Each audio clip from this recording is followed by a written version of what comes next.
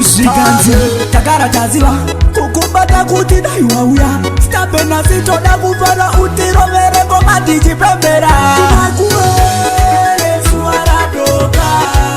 ziganzi chipedza nemafaro mani usati kwachena ziganzi uya nemhepo ngematiponi kwechere tembere tapazvirihoni ziganzi ningirikini mwanakani wekwaningi unotikwadza nemafaro ziganzi kuwande dzedu kadzakawanda nemafaro garakani watiponda yere kuita kunge blani nerimwe kuti rasikirikani rakanyanya sanga iyi imare godo vakuchema nemafaro isusu titiponda saka gara watoseta pesa nekuti ndiwe tetekani uri paemakuere zuva radoka ziganzi chipedza nemafaro mani usati kwachena ziganzi uya nemhepo ngematiponi kwechere tembere tapazvirihoni ziganzi ningirikini mwanakani wekwaningi unotikwadza nemafaro ziganzi nguva yereba wanga uripi dai wauya kani tambofara dai wauya ngoma tambodambura dai wauya kanombotiimbira ndikati zuva ravira inini ndauya musake shuva kani mchauya ngoma shuva ini ndisakuimbira kusvika tozekatakunovara zuva radoka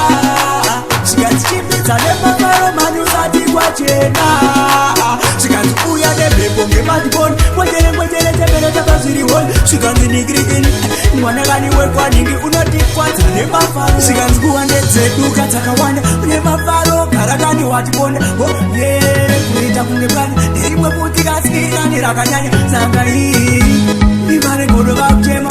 nemafaro isusu titiponda saka gara watoseta pesa nekuti ndiwe tetekani uri paemakuere zuva radoka ziganzi chipedza nemafaro mani usati kwachena ziganzi uya nemhepo ngematiponi kwechere tembere tapazvirihoni ziganzi ningirikini mwanakani wekwaningi unotikwadza nemafaro ziganzi nguva yereba wanga uripi dai wauya kani tambofara dai wauya ngoma tambodambura dai wauya kanombotiimbira ndikati zuva ravira inini ndauya musake shuva kani mchauya ngoma shuva ini ndisakuimbira kusvika tozekatakuvara